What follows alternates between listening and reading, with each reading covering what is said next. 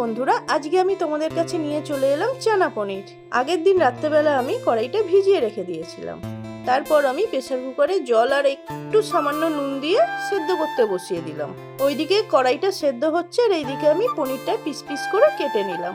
এরপর কড়াতে বেশ কিছুটা রিফাইন তেল নিয়ে গরম করে নিলাম। কড়ার মধ্যে পনিরগুলো দিয়ে বেশ কিছুক্ষণ নাড়াচাড়া করে হালকা লাল হয়ে যাওয়ার পর পনিরগুলো নামিয়ে রেখে দিলাম। ওই তেলের মধ্যে দারচিনি, লবঙ্গ, কাঁচা লঙ্কা, শুকনো লঙ্কা, তেজপাতা, জিরে দিয়ে নাড়াচাড়া করে বেশ কিছুটা পর আমি ক্যাপসিকাম দিয়ে দিলাম। ক্যাপসিকামটা বেশ কিছুক্ষণ নাড়াচাড়ার পর জিরে গুঁড়ো, ধনে গুঁড়ো আর হলুদ দিয়ে মশলাটা কষে নিলাম।